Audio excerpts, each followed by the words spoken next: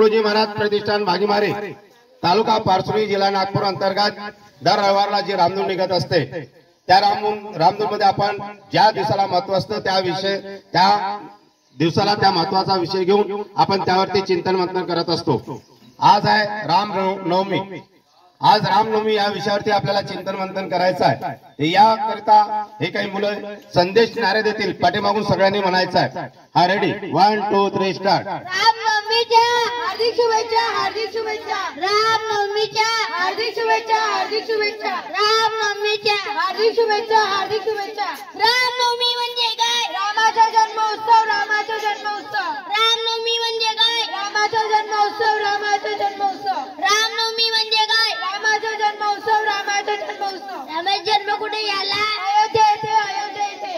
रामाचा जन्म कुठे झाला? अयोध्या येथे, अयोध्या येथे। रामाचा जन्म कुठे झाला? अयोध्या येथे, अयोध्या येथे। रामाचे वडील कोण? राजा दशरथ, राजा दशरथ। रामाचे वडील कोण? राजा दशरथ, राजा दशरथ। रामाचे वडील कोण? राजा दशरथ, राजा दशरथ। रामाची आई कोण? राणी कौशल्या, राणी कौशल्या। रामाची आई कोण? राणी कौशल्या, राणी कौशल्या। रामाची आई कोण? राणी कौशल्या, राणी कौशल्या। रामाने कोणाशी युद्ध केले? रावणाशी, रावणाशी। रामाने कोणाशी युद्ध केले? रावणाशी, रावणाशी। रामाने कोणाशी युद्ध केले? रावणाशी, रावणाशी। रामाचे विशेष नाव काय? मर्यादा पुरुषोत्तम, मर्यादा पुरुषोत्तम। रामाचे विशेष नाव काय? मर्यादा पुरुषोत्तम, मर्यादा पुरुषोत्तम। रामाचे विशेष नाव काय? मर्यादा पुरुषोत्तम, मर्यादा पुरुषोत्तम।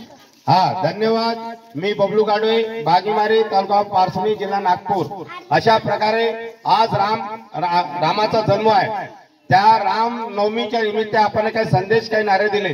ज्या रामाने 14 वर्ष वनवास भोगून ज्या कैकेयीने त्यांना वनवास पाठवण्याची जी रचना केली होती त्यानुसार त्यांनी विरोध न करता वनवासात गेले आणि 14 वर्ष वनवास भोगून परत आल्यानंतर त्यांनी आपल्या पाठीमागे एक नाव निर्माण केलं, मर्यादा पुरुषोत्तम।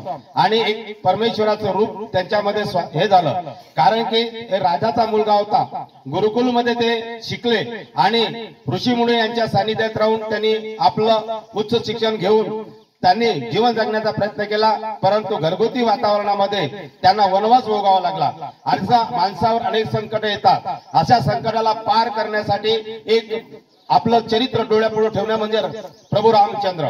तर अशा प्रकारे त्यांनी कुठल्याही संकटाला मात करून पुढे आले आणि त्यांनी स्वतः सिद्ध करून दाखवलं की या जगामध्ये कुठलीही गोष्ट अशक्य नाही, शक्यच आहे। अशा प्रकारे या मर्यादा पुरुषोत्तमाचं चरित्राचं आपण आज गुणगान केलं। म्हणून बोलो वंदनीय राष्ट्रसंत तुकडोजी महाराज की, कर्मयोगी गाडगे महाराज की, डॉक्टर बाबासाहेब आंबेडकर की, छत्रपति शिवाजी महाराज की, बोलो रे भाई सब संतन की, प्रभु रामचंद्र की, प्रभु रामचंद्र की, प्रभु रामचंद्र की। धन्यवाद। मी बबलू गाडवे, भागीमारी, तालुका पारसुरी, जिल्हा नागपूर। जय गुरुदेव, जय गुरुदेव, जय गुरुदेव। धन्यवाद।